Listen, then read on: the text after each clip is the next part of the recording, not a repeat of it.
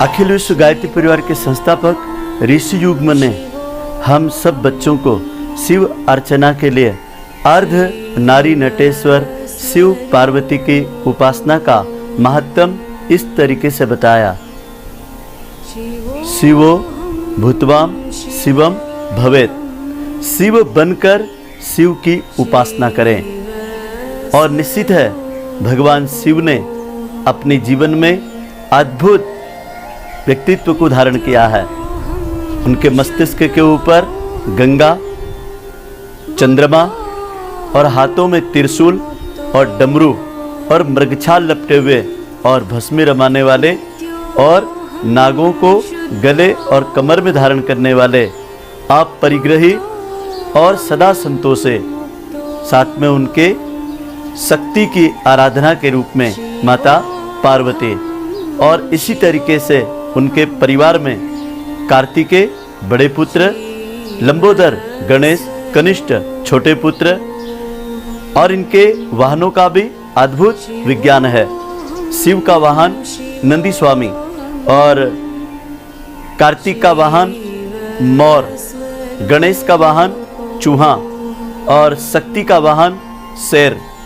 निश्चित है ये आपस में एक दूसरे के विरोधी हैं, एक दूसरे के जानी दुश्मन है, फिर भी एक परिवार के वाहन है।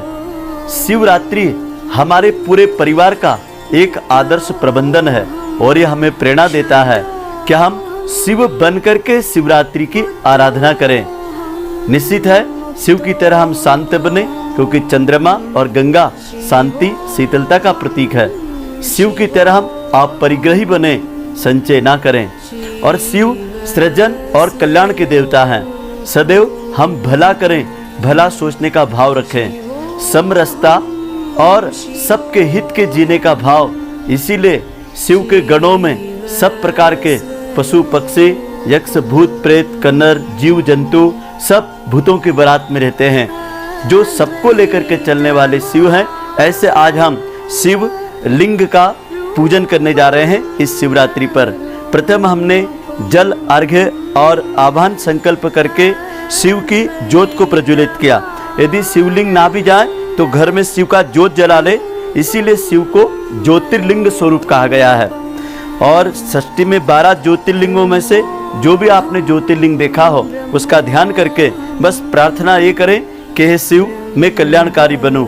तो आप देख ही रहे हैं माता पार्वती शिवलिंग के ऊपर और ऊपर शिवलिंग और फिर पृथ्वी के भूदेव और नाग देवता और माता गंगा के रूप में जलहरी और उनका प्रतीक त्रिशूल, जो तीनों प्रकार के शूलों का मनुष्य के जीवन में जितने कष्ट कठिनाइयाँ आती है उसको बलपूर्वक उन्हें दूर करना चाहिए।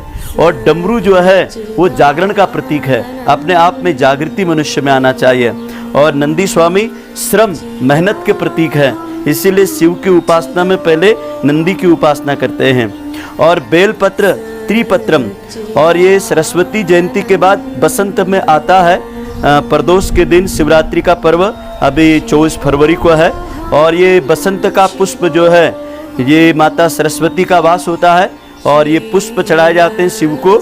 और इसी के साथ में त्रिपत्रम बेलपत्र, तो यहाँ से आप गर्मी भी लग जाने वाली है, तो इसीलिए अतिसार को दूर करता है। और आप सब जानते ही हैं ये जो बेल का फल होता है ये बहुत ही स्वास्थ्यवर्धक होता है, अतिसार को ठीक करता है। गर्मी के दिनों में बेल का फल का जूस भी पीते हैं। तो शिव की उपासना मस्तिष्क को ठंडा और शांत रखने के लिए और उदर व्याधियों के निवारण के लिए भी की जाती है।